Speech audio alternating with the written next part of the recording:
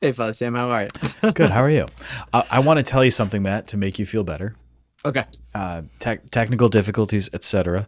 I was hmm listening to a podcast this morning while I was walking Okay. my dog, Okay. and very professionally done podcast. They have producers that are like not part of the regular That aren't recording and also everything. right. That aren't also hosts. Yeah, exactly, Right. exactly. Yeah. This is done by people who have qualifications. Let's say that you and I Sure. don't Sure. have, that neither of us Okay. is capable of doing. Okay. These are people who, yeah, like they get paid Yeah. to do Yeah. this kind of thing. And Yeah. so these professionals, and they were interviewing somebody, and he's an actor, so he has professional equipment as well. hmm And hmm towards the end of the episode, like suddenly he just disappears. And they aired it anyway, even though the whole episode ended because they were having technical problems and they couldn't Right. get him back up Right. Right. Right. online. Yeah. And so, look, a microphone issue like you're experiencing today is, Yeah. I want you to know it's forgivable, and even the professionals who aren't hacks like us can Yeah. sometimes deal Yeah. with that. So I just Yeah. want you to know I'm on your side, and I Yeah. support you, and you're my friend. Yeah. Thank you. Thank you. So the thing that this made me think of was in I think it's in morning prayer this morning. There was something about like God showing the strength of his hand through nature. I mean, it wasn't exactly that, but like that's what I took out of it. And it feels like this is kind of like that. Hmm. And I'm feeling vulnerable. No, I'm kidding. Feeling No, I'm just vulnerable. glad that I'm glad you're okay with my microphone difficulties. It's not the first time. It's just the first time I haven't managed to figure it out. So I think it's time to get a new mic. And it's as simple as that. Oh, you were looking Um, for an excuse to buy fun equipment to play with, yeah, yeah, exactly, like exactly, yeah, new yeah, electronic devices and toys and stuff. Oh, yeah, yeah, yeah, yeah, yeah. It could be worse. It could definitely be yeah, worse. Um, okay, so today, Father Sam, yeah. is an episode born out of a halfway to selfish motive, which I is like to that. say, yeah, which is to say that I have to write a paper about Saint Therese. Okay. Um, and so I've been thinking about Saint Therese a lot. And I've been asking Saint Therese to pray for me a lot, and I've been reading Story of a Soul. Hmm. And so I want to talk about Saint Therese and some of the things that have just come to mind while I've been reading it. I also have read this book called I Believe in Love Hmm. by Father Jean de Blevy. It's some French name. I don't know. It's a French name. Yep. That was my attempt to make you laugh. It's okay. I just laughed. And humility attained. Um, and so I don't know if you've read that book, but I've also got questions because I've read that book and it really helped me and made me want to pray more boldly. Yeah. But praying in a bold fashion, I think it's like it gets intrinsically balanced. So I want to just Hmm. dive into what it means to pray with boldness. And so I think we'll start with that. Okay, we'll start with this. Saint Therese, one of the themes that I noticed in the Story of a Soul is she is incredibly bold in her prayer. This occurs like pretty early on in this in her autobiography. She's telling about I don't know the name of the Italian prisoner who had committed several, I think it was like Murders. it can't have been needless murders. That can't have been the adjective she used, considering we're describing murder. So it can't have been needless, you know. But it was something like that, you know.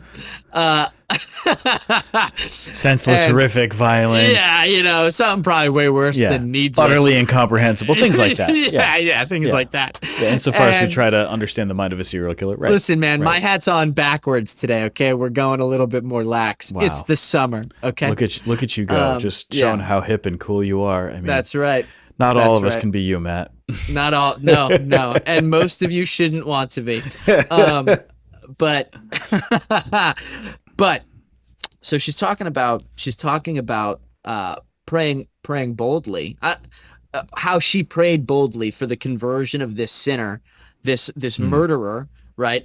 Who had publicly refused to repent of his deeds, right? Like had met with priests and refused to go to confession. And she says like, I prayed knowing, like 100%, like knowing God will bring about the conversion of this man. I just asked in this instance for a sign. Only this one time I wanted a sign. And like she's like, I mean, she's called a little flower for a reason, right? She uses like pretty flowery language. She's very romantic. She's like, Yep. and he provided for me, and that the man was going to, I'm not exactly certain how he was given capital punishment. But as he's walking towards it, he turns around suddenly as if moved by a moment of grace and kisses the 3 wounds, or I guess the 5 wounds, right? But the 3 places, the hands, the feet, and the side of Christ 3 times, and how she was focusing on the wounds of Christ in her prayer and et cetera, right? And so she's praying with this like incredible boldness and seemingly knowledge. Like she's praying almost the way a prophet would say something. And so I guess my question is, how does one pray so boldly? And what do you do when your prayers aren't answered? So simple questions really is what you're asking for. Yeah. No, that's good. That's good. Yeah. I said it's the summer. We're being relaxed today. Yeah. Oh, yes. So relaxed. Yes. Well, I mean, just to go back to Saint Therese here, and part of her story, she has learned over time to ask for things. And part of when you're reading the story of a soul, like notice how she learns something and then sort of experiments with it. All right, so she's been taught at a certain point. She writes about like going to the convent for her retreat before her first communion. Yes. And the experience of being able to stay at the convent and to pray with the sisters. And in the context of learning about what she needs to do to be prepared for First Communion, she hears things like you can ask Jesus for anything. As a little girl growing up at home, she's learning these things, and now in the context of seeing this man who's about to be executed for murder, she's moved to pray for him and to pray for his conversion, even though the fact that he is unrepentant has already been widely reported. So she knows that he's not repentant, that he's not sorry for what he's done. And she knows also that to ask this would seem to fly in the face of all the available evidence. But she's also very convicted of this idea that you can pray for anything. You can ask God for anything, and God might do it. And that's what leads her to that prayer, to pray for his conversion, to pray for his repentance, and to pray that God would give him that grace. And so she prays with this. It is really and truly an amazing sort of a confidence. But part of what she's doing is, and I don't mean this in a negative way. This is not a criticism. St. Therese is better than me. She's holier than me. She's already in heaven, and I am not. And all of those things are true, Father Sam. Yeah, I don't hold a candle to her spiritually. Let's be real honest here, okay? Yeah, that's okay. But what she's there are doing, very few doctors of the church, Father Sam. It's okay. Yeah, I'm not one of them. That's for sure. Yeah. But what we see, she's testing it. This thing that has been proposed to her. Ask God for whatever it is that you want. She's testing to find out, does it work? What happens?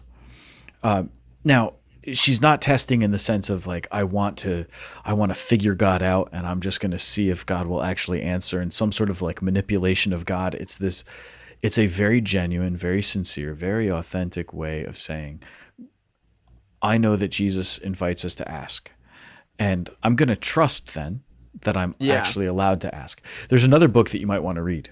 You probably won't be able to before you have to turn in this paper. Does the paper I got 3 have weeks, so. Oh, okay. Well, does the paper, by the weeks. way, does it have like a specific question that you're supposed to be answering? So the topic of the paper is the synthesis of the tenets of spiritual theology with the particular like spiritual life of a saint or mystic or doctor. I chose Saint Therese off of the suggestion of my pastor, who I think knows me and knows that I would just benefit from studying Saint Therese. And then, so specifically, like these tenets would be like, at least, so I haven't gotten to the outlining portion of this paper, right? I'm still kind of just doing my research. Yeah. My intention was to see how, because like we'll get to it, but one of the elements for spirituality is definitely sacrifice. So like, how do you mesh the idea of objective salvation versus subjective salvation, and how we can unite our suffering to the cross and therefore merit the pouring forth of God's graces that he won on the cross for others with Saint Therese's life. You know what I mean? So like things like that. So like maybe supernatural merit, or like I said, subjective redemption, or, insert any of these other things there. Okay. Yeah. Cool. Sorry if that was a mouthful. I No, don't even know if I kind of answered your question. Yeah, no, that's cool to just understand, and also that you've got 3 weeks before the papers. Actually, Yeah. By the time this airs, it'll be 2 weeks. I gotta so be honest with you, man. For our That's like, listeners, that's way more than I usually give myself. yeah. Well, so this other book that I'm thinking of that you might really like is called The Context of Holiness. It's by Father Mark Foley. He's a Carmelite priest, and he kind of breaks down some of the stuff that's going on in the life of Therese. It's Mark with a C, not with a K. Yeah, noted. I already got it here. Sweet. Get yourself a copy. He's able to get into a lot of the stuff that's happening within Therese, like in her growing up, and the reality, like when you look at her parents are a very interesting case. Right? Yeah, her certainly. mom deals with tremendous anxiety and scrupulosity and things, and also she passes away, and she dies when Therese is very young. Very young. So there's all these things that kind of form how Therese related with her family, so that she's, in a certain way, like you read that part of her autobiography where she's talking about almost being stunted in her emotional growth. Mm-hmm. She doesn't quite use that language, but she's recognizing that she stayed very very innocent, very simple about things until like quite a bit after you would have expected a child who's lost a parent already to still be very simple and very innocent. And she overhears a conversation between one of her older sisters and her father, kind of talking about like, how much longer are we going to do this? Where she gets to be like the baby of the family when she's like 10 years old or 12 years old or something like that. She's specifically way too old for it's the gifts and the shoes for St. Nicholas. Yeah. I don't remember how old she is at that point, but whatever age it is, they're like, she's too old to still be playing this way. We've got to do something. And she overheard it. But she makes this resolution interiorly. I'm not going to take away from them. I still want to be myself. And so she writes about, I pretended. Like I pretended like I was so surprised and overjoyed. And what she was also doing, though, she was observing, and she noticed that her father was still delighting in her joy.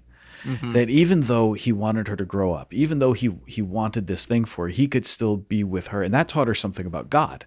That even when we are immature in our faith, or even when we're petulant little children about things, which sometimes we have a habit of being, right? Like sometimes I'm kind of a jerk when I come to God about something, or I'm a baby when I come to God about something. I'm like, I want it now. And God's like, all right, I see you, and I love you in that, and I love you even though you're being very immature. And God can even delight in our lack of knowledge and our immaturity. There's a beauty there. So what you're seeing is that Therese is she's being invited into this, like, go ahead and be silly, go ahead and be immature. But she also realizes that her father loves her in spite of all of that. Well, now apply that principle. All right, I know that I can be who I am, and my father will still love me. This is her earthly father, but she can apply that to God. Sure. And then she hears all these stories. Trust God. Ask for anything that you might need. And she realizes that God will allow us to ask for whatever it is that we might need, no matter what. We can freely approach the Lord. And so she says, if I was willing to do something because I know that my father still, on the one hand, wanted me to be a child, on the other hand, wanted me to grow up, but he was still able to delight in me, and I could see him loving me in spite of all of that. Why wouldn't I do the same thing with God? Why wouldn't I approach God with that utter confidence? So she kind of makes the logical conclusion, this is the right thing to do. This is the right way to go. So she's willing to go with anything. She does indeed. This book, I Believe in Love, applies, I think it's from Mark chapter 10. I might be totally off. There. It's okay though. That it's basically like, ask and you shall receive, right? Seek and you will find, knock and the door will be open to you. And it's this, the way this verse is applied through this, is it called this, what would it be called? Like this Theresan spirituality? Teresian. Theresian Yeah. spirituality, is that you can ask for anything and be confident that God will grant it, and I perhaps I jokingly said it to Renee earlier, but I was like, Jesus asked for something and wasn't granted it.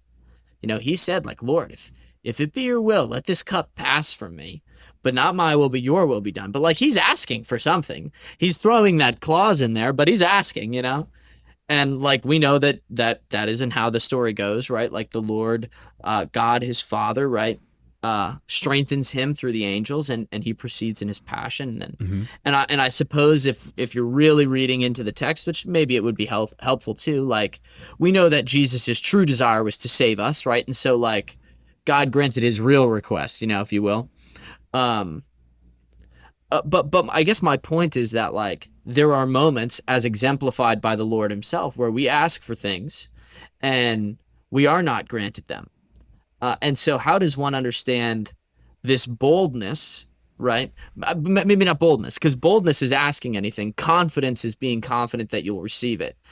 Or is it better to say that confidence is, here's what I'm worried about, okay? Mm. Is it better to say that confidence is that even if you don't receive it, it's the Lord's will? But like, am I just giving it a cop out? You know what I mean? Like, am I just like, am I just letting it? If we look at Jesus in the agony of the garden, Yeah. as he's there, this is where we see him really reconciling divinity and humanity. Right? In his humanity, he cries out, Father, if it is possible, let this cup pass. Like from that depth of the human person who suffers, he cries out in the way that only a human being can. But his divinity is immediately manifested to reconcile it. Yet not my will, but yours. So there's this the conforming, not confirming, conforming of the human will to the divine will, Right. which is that's how we're created. Like in the beginning, in the garden, Adam is perfectly conformed Right. to He's the totally will of integrated. God. Exactly. Right. And so now in the garden, Jesus conforms his human will to the divine will, even while still giving expression to the human will. Like the fact that he wants something is not therefore a mark against. So the fact that I have desires, like I can want something, just because I want something to happen. I want the Mets to win the World Series. Yeah. Right? If that is not God's will, my desire for the Mets to win the World Series does not mean that I'm opposed to God's will.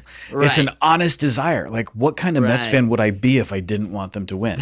Right. A bad one. Yeah, You would I'd be a bad Mets I'd be fan. a bad Mets fan. I don't want to be a bad Mets fan. No. The worst of all things. I've Forget put being a way Mets too- fan, but a bad Mets fan. I've put way too many years of my life into this team to be a bad one at it. Right, Like, I'm right, going to right. be a good Mets fan. I Right. want them to win. What happens if I want them to win, but as most of my life has been a history of bad seasons where they're not a good team, I want them to win, but I accept the fact that they're not likely to. Yeah. In certain seasons, and I can look and say, hey, look, this isn't the team. This team's not going to win the World Series. It doesn't mean I don't want them to win. It means I am aware that it's not a very likely thing. And so I sort of prepare my own will to be tempered by that reality. Yes.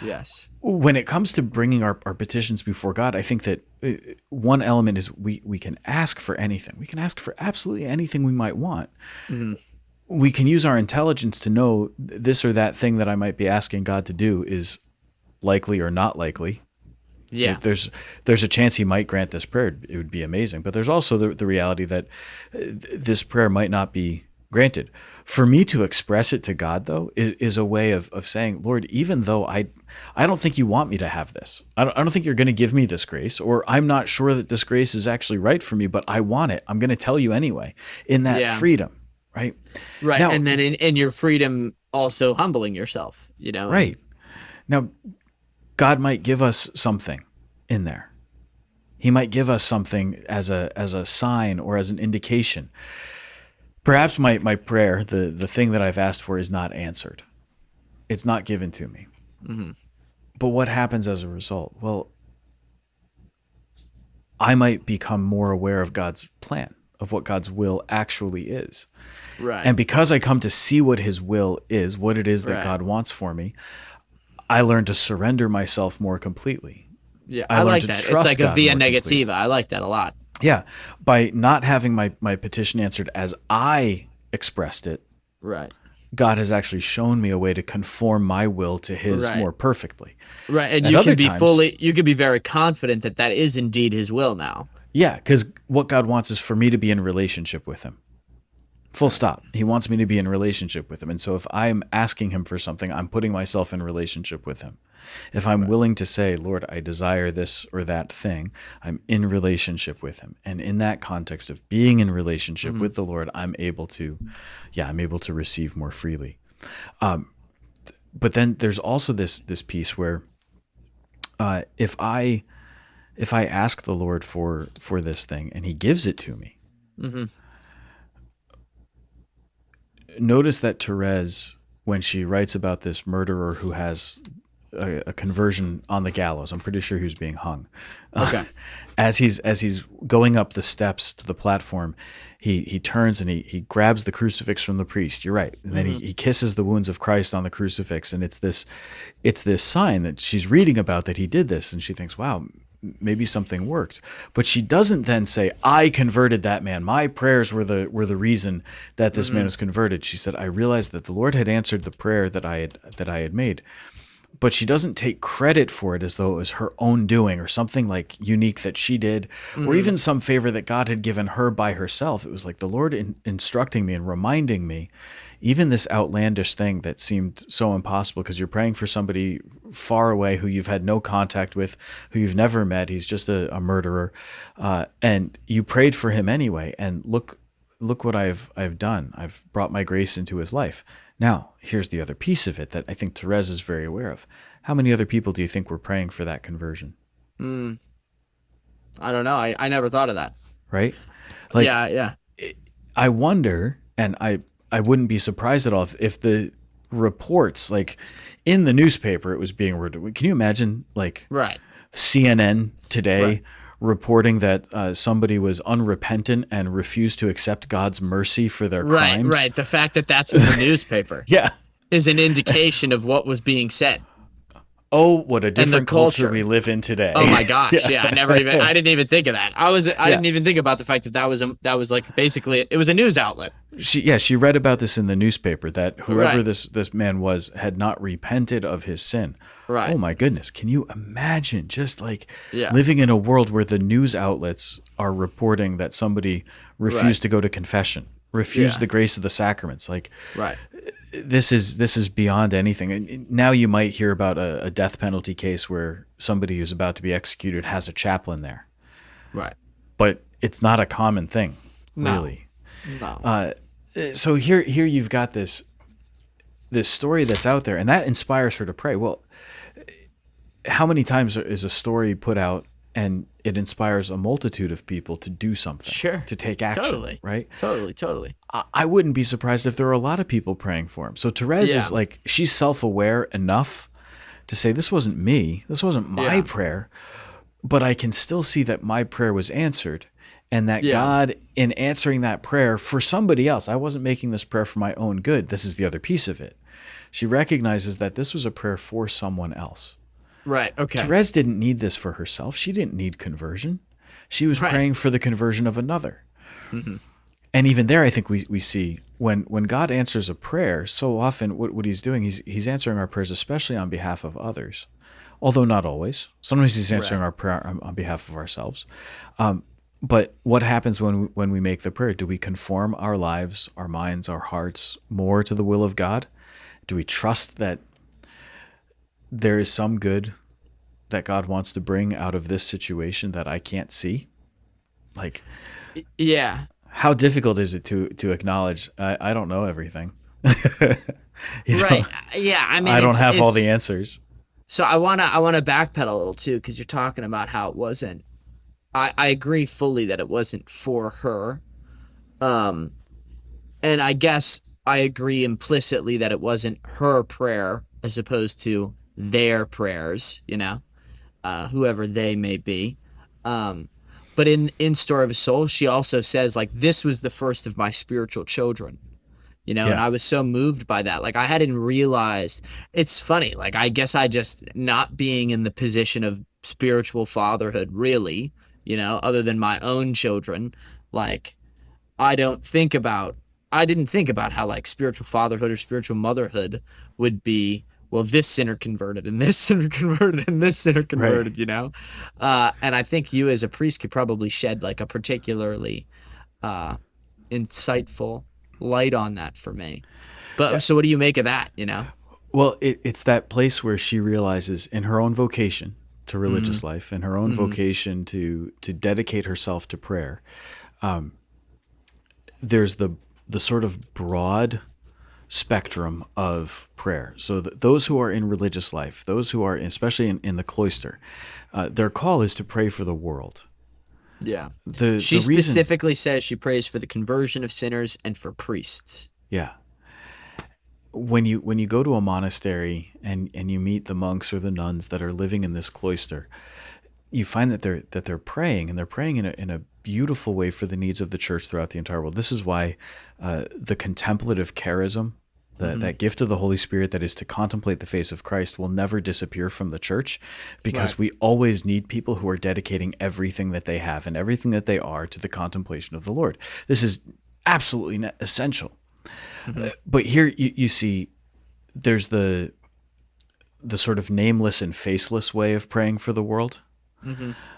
But the world is not nameless and faceless, Right. Yeah. Yeah. right? The human race, the church, has a face, and it's my face, it's your face. There are human beings, like real individuals, who are involved in all of this. And so that's why when we talk about the church, like really big picture, we say the church is a perfect society. The church is a real society. But what's every society made up of? It's not just nameless droids. No. It's individuals. No. And Thank so the goodness we church don't is- live in the Clone Wars. Yeah, exactly. Yeah. The church is holy and yet full of sinners. I am one of those sinners that the church is full of, and yet by virtue of the fact that I'm part of the church, there's a holiness that's also given to me. And so with this particular experience, as Therese is praying for this murderer, she's not just praying for sinners, broadly speaking. She's been given the insight to pray for this particular sinner. And so she sort of adopts this person, this man who is so far from God's grace, as her own. And she's willing to pray for him specifically. This is an interesting thing. Like if you talk to prison chaplains, they'll often say that the people who they minister to, the criminals who are behind bars, many of them, especially very violent offenders or people who are accused of especially terrible crimes, or are guilty, I should say, of especially terrible crimes. Many of them, like, they lose every relationship they have. They have no friends. Nobody wants to associate with them anymore. Anybody who they knew from their previous life outside of prison is not interested.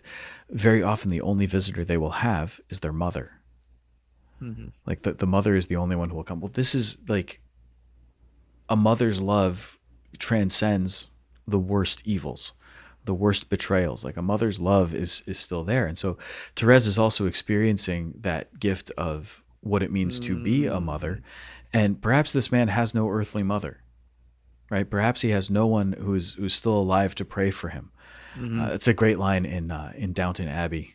If you haven't seen Downton Abbey, I want you to watch it because it's really good. I've seen a good portion of it. Yeah, there's this beautiful scene where the Daisy, who's like the kitchen maid, her father-in-law, her husband is dead. He was killed.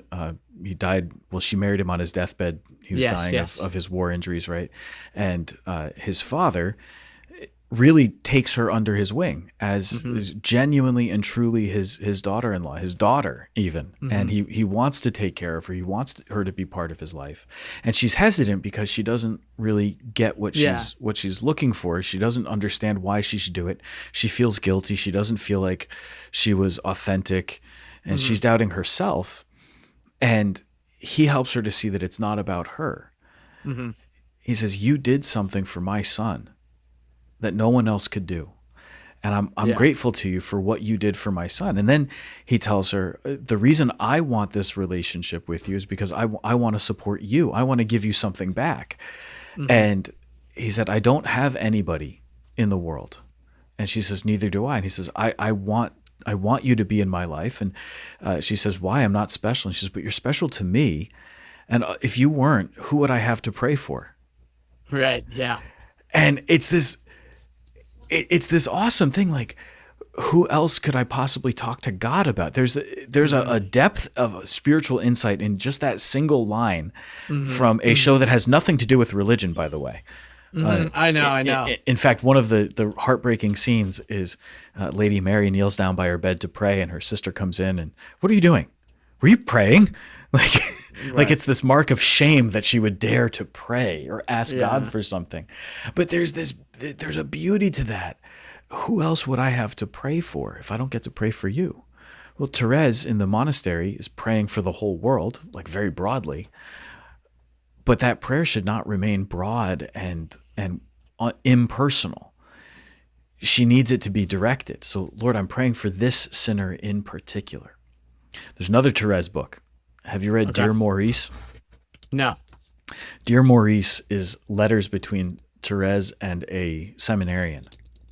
And she kind of became his spiritual sister, praying for him, and he would pray for her as he went through his formation and all these challenges to becoming a priest on the road to priesthood. And I don't know if it was. I'm looking for it. I don't see it. I'm pretty sure it's called Dear Maurice. All right. Well, I'll find it. I'll find it. Yeah. Yeah. I remember in seminary, it was our spiritual reading during a retreat. So the retreat was a preached retreat, but we were taking our meals in silence. And during the meals, a seminarian would read from it. And the letters are keeping in mind who Saint Therese of Liseux is. She's enters the convent at like 14 or 15. She's super young, of course, to be in the convent. And so her writing style, like, never graduates beyond that of a 15-year-old French girl in the mid-1800s. Right. And so better than most people today. Well, yeah, exactly. Better than most of us now. But there's a certain, like you said before, floweriness to her writing. There's a certain emotionality. It's very feminine in the way that she expresses things. Oh, absolutely. And so there's this little beauty. So the thing that made us laugh during that retreat, of course, you're keeping silence at meals, but you're hearing readings and everything. And one guy, it's his turn to read, and he has this big, deep, gravelly voice. I knew that's where it was going. And he turns the page to the letter from Therese to Maurice, and he's, Dear Maurice. And it's this big booming voice. We just all lost it, because suddenly the little flower who you always picture like this. Very dainty. Very dainty, very tiny, and Dear Maurice, this big gravelly voice. Oh, it's fantastic. Yeah, it's just great. Fantastic. Anyway. So tangentially then, right, to Saint Therese, which I do want to return to, because I like that this is like I like that she's our home base for this episode. Yeah. Saint Maria Goretti. Yeah. Right. Kind of lived out this spiritual motherhood from heaven. Right. So the story of Saint Maria Goretti, she's murdered at what, the age of 11? Mm-hmm. And she's murdered by a man named Alessandro Serenelli. And he was attempting to abuse her. We'll leave it at that. And he stabs her 14 times because she's refusing. And she's yelling at him in the midst of this, saying, "It is a mortal sin. You'll go to hell." Like, she's looking out for him unbelievably in this moment, you know? And she ends up dying, and perhaps obviously, right? But he gets sentenced to 30 years in prison, ends up serving 27. I was doing some research on him before this episode. 1 year was forgiven because of the end of World War I. All prisoners got 1 year removed from their prison sentence in Italy. Okay. And then I didn't know got that. 2. Yeah. And then he got 2 taken off for good behavior. But he writes this amazing letter at the end of his life, where he refers to Saint Maria Goretti, who has been canonized at this point, right? He as sat next his- to her mother at the canonization. Right. The So first he place he repented went to her, you know. Yeah, the first place he went after he got released was to Maria Goretti's mother's house to ask for forgiveness. Yeah. I mean, but similar to the murderer, the other murderer that Therese prayed for, Yes. Alessandro was unrepentant. Right. He's in jail, and it wasn't until he was in prison that he finally had his conversion. And my understanding is that he had a vision of Saint Maria Goretti. Exactly. Right. So like he in this letter he refers to her as his little guardian angel and as his patroness. And so it occurs to me like that she's playing this role of spiritual mother from heaven. And notably, Alessandro came from an incredibly broken family. I'm pretty sure that it said that his mother died in a psychiatric institution when he was really young. And oh my gosh, what was it? I my reaction to it was I felt like great pity for this guy. Yeah. Because I was like, oh, the difficulties that come from broken families, you know? So, yeah, it's so hard. But there's like even a similarity there, you know, in that the family of origin was rocky, to say the least. And so she's playing this role of spiritual mother, and I was just moved by that. And the thing that's especially moving about it is that Saint Maria Goretti is 11. You know, and like that's how old she is, you know. And so like I said, I said it was tangential. I don't know if that there's necessarily any question there, but we should never think that the saints can't understand, or that children can't understand things at a profoundly deep spiritual level. Like kids can have deep spiritual insight, and Maria Goretti is able to imitate Christ in a profound, beautiful way that's like beyond anything most of us could ever imagine doing. yeah. Did I ever tell you about getting locked in with Maria Goretti? No. Hold on, pause. Are you using the phrase locked in like the modern lingo way? No. I mean, according to literal current jargon. No. I mean literal. Like the door was locked. Okay, because current jargon would say that getting locked in is when you decide to like put all your effort in, and you become a master coder, or like locked in on a task or something. Yeah, or you get like incredibly in shape incredibly fast. You know, things like that. I'm not doing either. Okay, you're talking about you are locked in a room. Yeah, I'm not going to become a coder, and I'm definitely not going to become in shape. And you can do it fast. if you want to. You can do it if you want to. I believe in you. If you have can my dream support. it, you can do it. Thank you. Yeah. There you go. Thank you, Walt Disney. No, so I was in Nettuno, which is where Maria Goretti was from. That's where she's buried. Well, her tomb is at this church in Nettuno.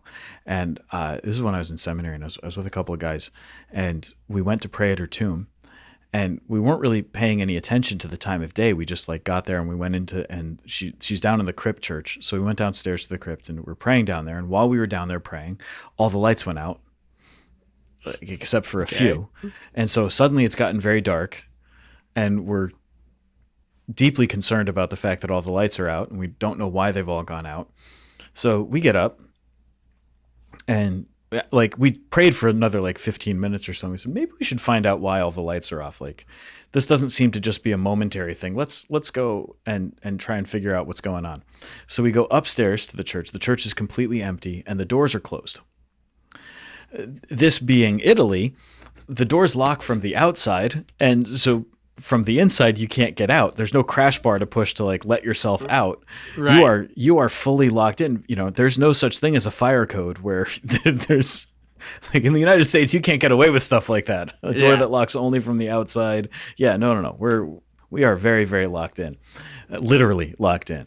Yeah. And so we start walking around. There's this off the side of the church, there's a little museum of Maria Goretti, and that door was open. So we walk through into the museum, and all the lights are off in the museum, so we're definitely not supposed to be there.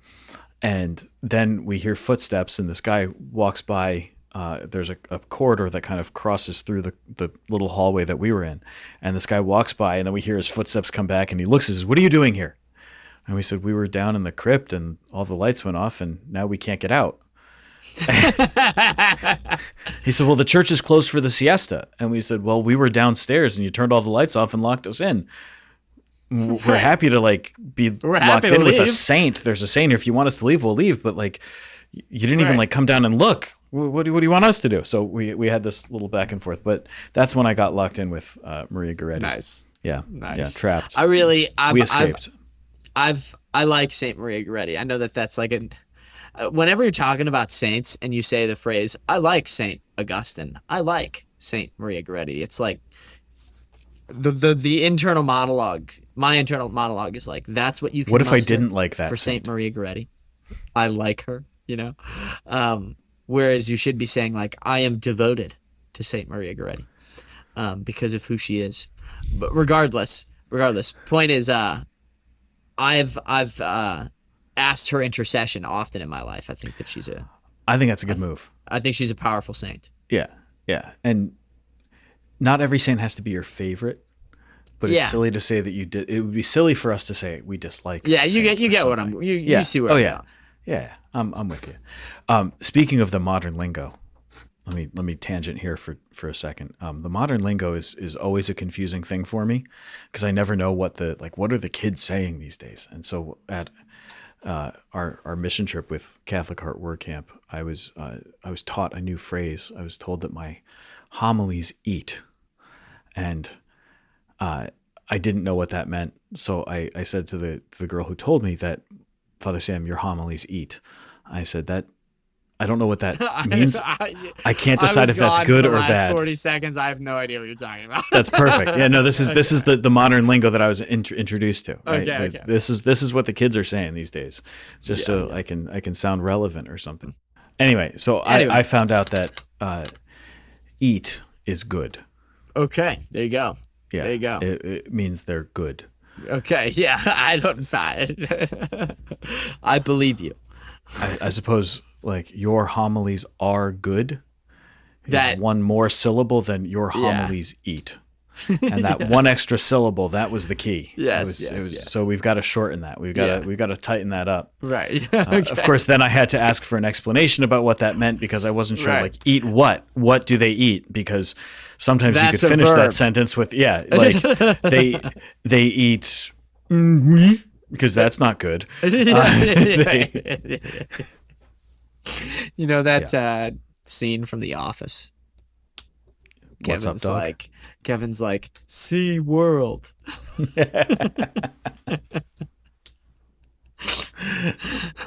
Yeah, exactly. All right, should we bring it back to Therese here? Yes. Let's finish with some talk about Saint Therese, the little flower, and her little way. Yeah, that's what I was going to ask. So I mean, as far as the little way goes, I do think that it has to do with sacrifice, right? Mm-hmm. To an extent, like she's obviously very sacrificial.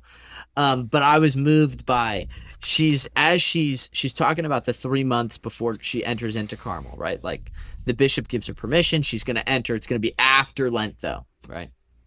Some call it Easter. Saint Therese calls it after Lent. After Lent.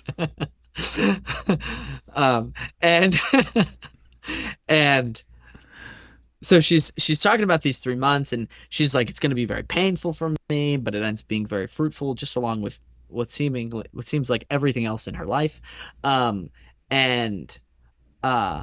She talks about like the prayer and sacrifices that she takes upon herself, and she's like, I'm weak. That's what she basically says, like, I'm weak, so what I did was interior mortifications, which I would throw in are harder.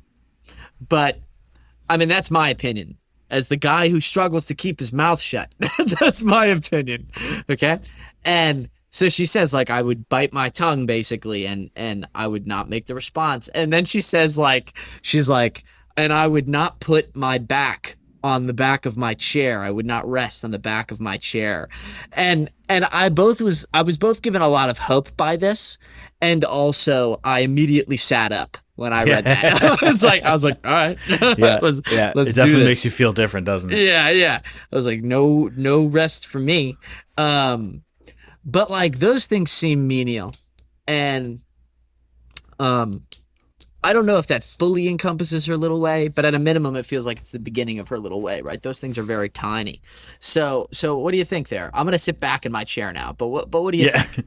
Well, while I sit up straighter and Yeah. try to mortify myself, the little way is to do small things with great love. She discovers as she reads St. Paul's letter to the Corinthians that love is at the heart of everything. So she says, "I will be love at the heart of the church." Hmm. Since I am in this monastery, since I live a cloistered life, and I'm not going to be the great missionary who goes out as an evangelist. I'm not going to be the one who's converting the nations. I'm not going to be the one who's famous for preaching the gospel, and I'm probably not going to be martyred.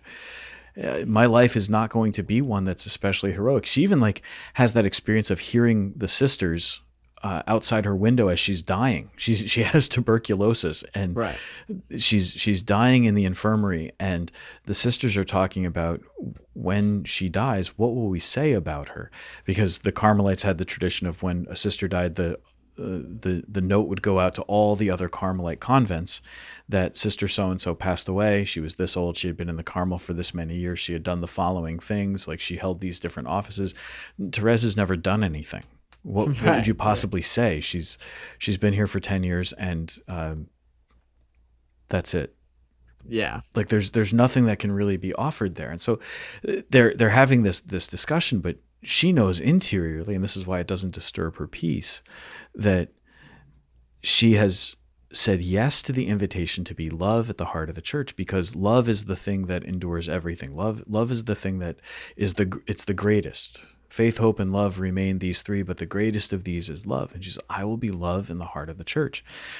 And she recognizes that the way to be love in the heart of the church begins right where she is. And so, again, if we go to Father Mark Foley, the context of holiness, it's not just her upbringing that helps her to become holy, but it's even that she finds that right where I am, this environment is the place where I'm going to become holy. Hmm. And while it's noble and beautiful and aspirational to dream about things like going far afield as a missionary or becoming a martyr, all those things, it's great. There's nothing wrong with having that kind of a dream. She says, this is the place where I'm called to be holy. It's in the Carmel. It's in this convent that I have to be holy. And that means I'm going to love the sister whose personality annoys me the most. Hmm. I'm going to treat her with kindness. I'm going to love her. I'm going to take on those tasks that I know others find burdensome, and I'll do that as an act of love for them. Hmm. She says, if you pick up even a scrap of paper out of love for Jesus Christ, it's a great thing. And so the little way is doing those small things with great love. Doing those small things out of love for God, out of love for your neighbor, but doing them with that deep love, and with that, I think there's an intentionality. Like she never would have used that language because it's not a form of expression that was really current in her day, right? Yeah. But to be intentional about things, say, no, I'm going to do this because I want to love, because this is an expression of love. And so I will do this thing. That's what she's doing. So here's what I want to connect this to so many things. Oh my gosh, it's brilliant. You're brilliant, Father Sam. No, it's Therese. It's not me. It's Therese. Yeah. This is her stuff. Yeah, I'm just good on talking you. about Good it. on you. Yeah. You're so humble. Humblest guy I know. What can I say? Yeah. So that little way, like I now that you've like articulated it that way, it's so obvious how that has impacted the church today. The proliferation of the little way. Yeah. You know what I mean? Yeah. Like, and even deeply my life. Like, what's the thing that people always say? I mean, also, so let's go backwards. Let's say it pre-existed her. She articulated it in this way, and it's impacted the church today. It pre-existed her because you've got someone like St. Francis de Sales talking about true devotion and saying things like, if you're attempting true devotion and it's going contrary to your vocation and your state of life, it's not true devotion. And so, like, implicit in that is true devotion will be found where you are. Mm-hmm. You know, and so like you see, like, so it pre-exists her. She manifests it in this particular Yeah. way by talking I'm glad you about got that timeline correct, right? Yeah, yeah. Francis de Sales was a couple centuries before That's Therese. right. That's Yes, good. yes, Important yes, to know. yes. Yep. Oh yeah. And then you've got her articulation of it, but then moving forward, you've got things like Exodus 90. And Exodus 90 is this idea that, I mean, it's built on this idea that we can unite our sufferings to the cross, but it's also built on this idea that like little things matter. I remember when I was talking to Andrew about it, my brother-in-law, you should listen to that episode. I feel like I keep plugging it, but maybe that's for a reason. The reason is it's a good episode. No, I'm kidding. It's a fun conversation. Yeah. But I remember saying to him, like, Exodus 90 rejects the concept of lukewarm Christianity because it thinks that taking a cold shower can have a cosmic effect. And like that's kind of what the little way is too. Like if you take that cold shower without love, it won't matter. So Yeah. like it's all about like love is the core. It's not just the action, right? Like you need love, right? St. Paul says, if I have not love, I'm a ringing gong, right? So like you need love. He says, if I have not love, I'm nothing, So I see how it manifests in the church today as well, is my point. Yeah, and here let's keep in mind what love means. The word love that Paul is using is charity. So it's that I assume it's agape. Yeah, it's the perfect form of love that is like truly willing the good of the other without any selfish motivation. So if you want to see a place where this actually gets manifested pretty profoundly in the teaching of the church, I would look at the Second Vatican Council. Right. So first we have Vatican II talks about the universal call to holiness, that all Christians, no matter what their particular state in life, are called to the perfection of charity. But it also outlines how bishops and priests, how the Pope himself is called to be a saint, is called to charity, is called to love, and how the relationship between bishops and priests and bishops and the Pope, it's meant to be this collegial bond, this fraternal bond, which implies like a collaboration and a love that's shared, that this is meant to be a bond of love, wherein the bishops are spiritual fathers to their priests. The priests are equipped to become spiritual fathers to the faithful that are entrusted to their care in their parishes. The laity are called to the perfection of charity, and that perfection of charity is going to be manifested in the way that they love one another. And so the way that they love one another as a community, the way that they love one another as husbands and wives, as friends, the way that they love one another in the context of the sacrament of matrimony is especially highlighted. You fast forward to like the Vatican II's document on education, Gravissimum Educationis. It's like this overlooked document. Nobody ever pays any attention because it was like one of the minor documents of the council. But the whole thing is talking about how the church has a responsibility to make sure that education is made possible. The church has a responsibility to make sure that the means of education are made available. So there's a corporal sort of corporal work of mercy. Provide for the needs. Right, provide for the literal needs, the material needs. But the church also has a responsibility to speak to the state on behalf of those who are in need of education. And therefore, the church can't just stand idly by with the question of education. The church has to actually, in a certain way, be activist. But why? Because education is a good for humanity, and if education is a good for humanity, then it's something that needs to be given. It's something that needs to be available. And so to will the good of the other is to will that they would be educated. Then it talks about parents, out of love for their children, have this responsibility to love their children by making sure that they're educated, by providing for their needs. Pastors of the church have a responsibility out of love for their people to ensure that the education, the Christian education first, like to educate them in the faith, is made possible for every family in their parish, but then also that the opportunity for education happens. So you start to realize the little way, doing small things with great love, the church is always talking about do this right where you are. It's not saying like, oh, the church has to do all of this stuff at a big theoretical level. It's like, no. It's in concrete circumstances. Right. A pastor in his parish has to make sure that this happens. Parents in their home have to make sure that this happens. The church in a local place, like we might have to go to the town and say to the town, hey, we think that the things that are being taught in the schools are dangerous, Yeah. or we want to ensure this. I think sometimes about some of the places where, like, again, this will vary in different contexts and different locations, but you'll hear about, like, oh yeah, the public school lets the kids out early so that they can go to religious ed, and provides a bus to Right. take them to the church where they can have their religious education. Kind of a fascinating idea, isn't it? And pretty brilliant. I've heard of places where the public schools let the church send catechists into the school for the purposes of, like, they give them space. It's like it's a cooperation for the education, but it's happening in this particular location, and it's happening in this way. The context of that particular expression of charity, right? Where do we become saints? Wherever we are. There's some kind of connection there too with, so like we've talked about these two great saints that in some way, shape, or form, a broken family is a part of the story. I know with Saint Maria Goretti, it's not her family that's broken, right? Or her family that's experienced great injury.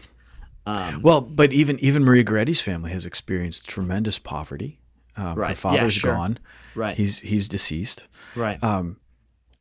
With Therese, her father is present, but I her like mother that too. You has said died. poverty. That's a better way of phrasing it. Yeah. So, like, for Maria Goretti, her family is extremely poor. They're living in utter poverty. Therese of Liseux is not living in poverty, No. but her mother has struggled with her health, both physical and mental health, and of course has died at a very young age. Her sisters have all gone off to the convent. Therese is like the only one left at home, and there's this feeling of all the maternal figures in her life have left her. Her mother literally dies. Her sisters have gone to the convent to dedicate their lives to Christ, and she has to learn how to love as a mother, even without the maternal figures in her life. Maria Goretti, in that poverty, is in a situation that is less than ideal. Because of her poverty, she has no choice but to do this kind of work. Because of that poverty, and the poverty's all around her. So in that context of that poverty, this violent man attacks her, right? So there's a lot there, and whatever the circumstances, we're going to see that God can make people saints. Yeah, well, and that's what I was going to say. It's like there's hope in that, because like your call is to grow in charity where you are, and so I mean, I'm not advocating for, like, if you are in a dangerous situation, stick around. You know what I mean? Like, No. That's obviously not what I'm saying, but like there's hope for the idea that Christ meets us in broken situations. Yeah. And like that's and even perhaps that he has allowed such a broken situation because that's where he desires you to grow in holiness. I think as a matter of fact, I would say that has to be why he has allowed it. That's why he allows things, like the flip side is also true, that if you're not dealing with difficulty or challenges or brokenness, if things seem to be going pretty well, you're comfortable and wealthy or something like that, God wants you to be holy. Right. Now, Jesus tells the rich young man it's difficult for a rich man to enter the kingdom of heaven, right? It's easier for a camel to pass through the eye of a needle. But there's the difficulty. It's hard to become a saint when everything's comfortable, when I have everything that I need, when all my desires are satisfied. Why? Because I don't recognize my need, perhaps. So I need to work extra hard at becoming holy. Right. Right. There's also something that like that verse probably should be interpreted with rich and poor meaning more than just material wealth. Oh yeah, absolutely. I mean, there's no doubt that those things play a role, but yeah, as a priest who has essentially only served in more affluent neighborhoods, right? When I was your high school chaplain, that was the most poverty I really had to experience as a priest. I'm sorry that I was there, and yeah, no, it was exactly. You were my poverty. No, right, yeah. No, but I mean this very sincerely. Like it was in the context of being in the school that I was interacting with students who maybe Right. weren't from such affluent Yeah, backgrounds. yeah, And yeah. that's when I was also like a free agent on Sundays. I could go around and say mass in whatever parish needed me. So I got to go Right. into some of the poorer parishes around the diocese to cover Mm, masses. But like as a pastor, I'm in a very nice neighborhood. right. There's not a tremendous amount of charitable need that you might normally Sure. associate, right? And I realized for some of my brother priests who are serving in poorer contexts, or who, they're in just in a place that can't afford more nice things, I have it pretty good, and I don't have that much that I can complain about. Which Hmm. means that becoming holy sometimes is like I have to find the place of sacrifice. Mm, Whereas the place of sacrifice, I can speak, the place of sacrifice is sometimes made more obvious right. when In you're poverty. in a poor Yeah. neighborhood, or when you don't have the means, or when you can't ask people to donate to something, right?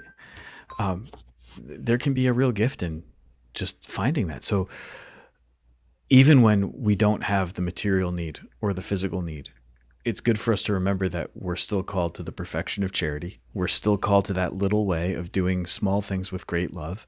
And that actually by following that, by striving to love in everything that we do, we're going to make it. Yeah. I I particularly like that what you're saying too, because you've articulated why things like Exodus 90 or Hallow have popped up. Like Exodus 90 is all about kind of embracing your weakness. Like Exodus 90 is I mean, I'll just shoot straight with you, right? Like I've never done it perfectly. Yeah. And it's because like day one, this is what I tell people. On the first day I ever did Exodus 90, I took a cold shower and I got out of the shower and I was like, I am a freaking superhero. and then and then on the second day of Exodus 90, I stood outside of the cold shower and I said, Lord, I need you to do this for me.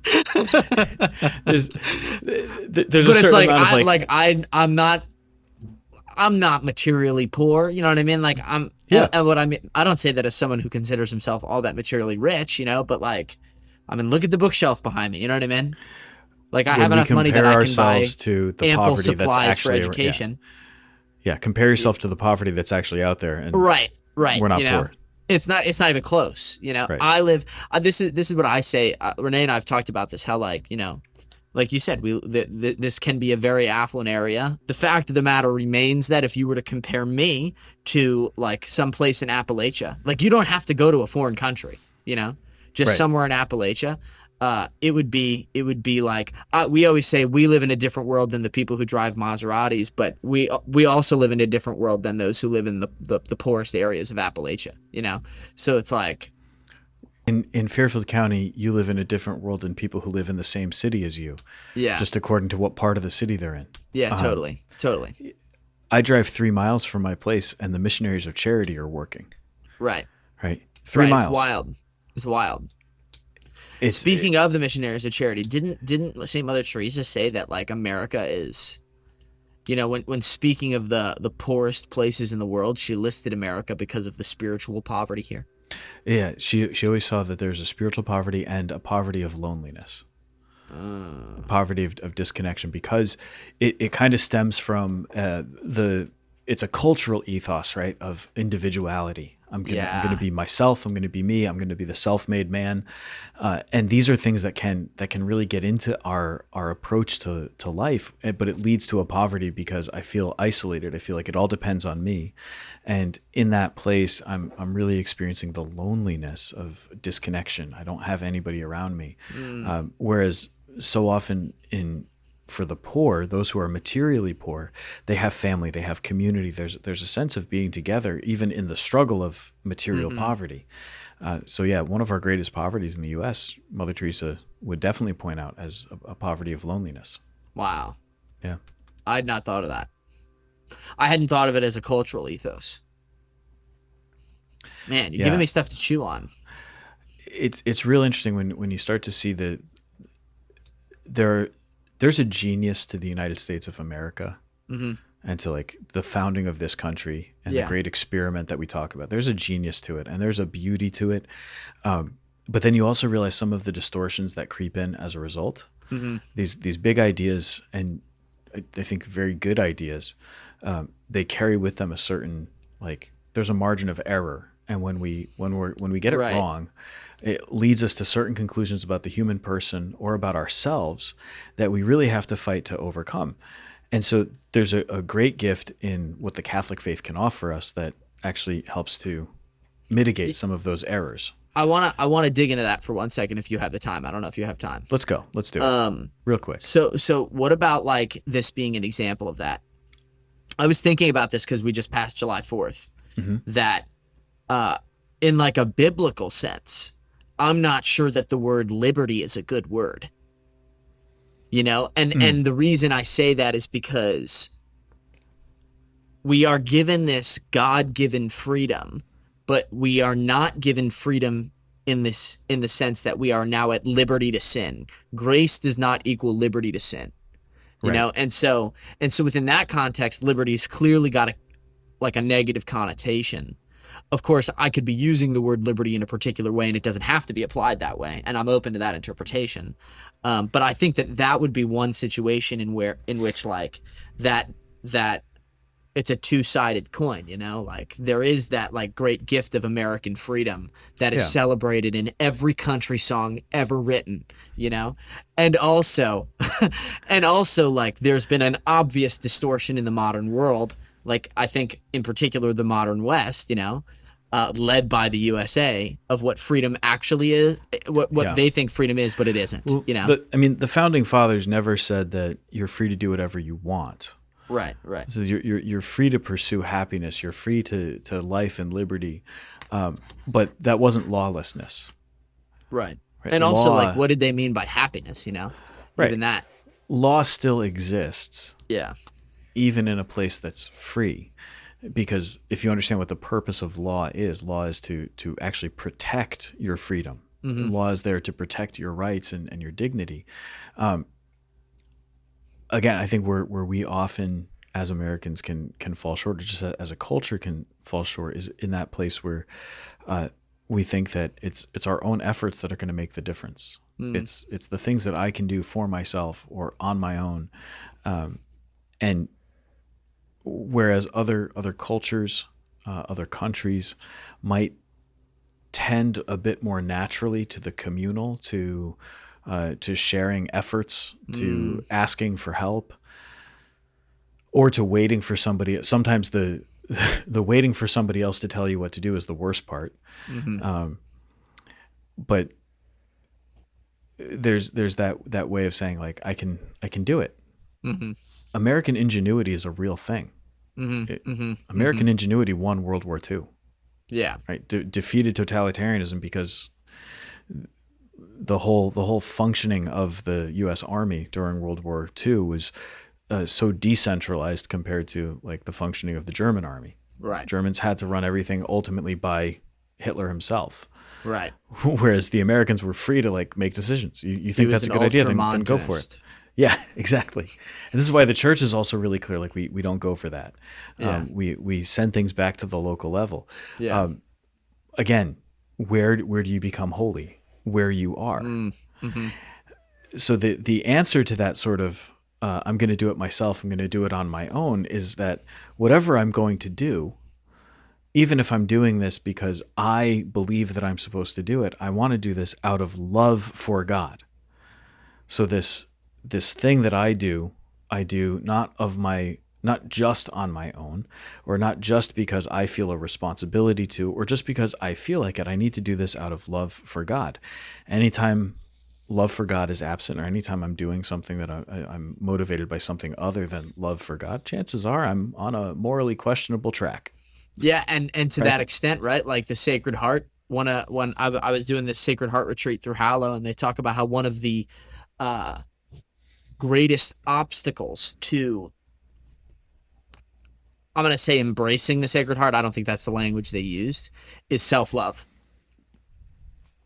Yeah. You know, so like you're doing it out of love for someone. It's just, is it you or is it God? Yeah. Like, Make it love for God and you're going to be okay. make it love for God and you'll actually be loving yourself. So win-win. Amazing, isn't it? Alrighty. Well, thanks for taking man. that small tangent towards the end there. That was fun. Always is, Father Sam. It always is. Yeah. Yeah, it All is. right. I will see you next week. Great. Thanks, Matt. Thanks for watching today's video. Let us know what you thought down below. And don't forget to like and subscribe.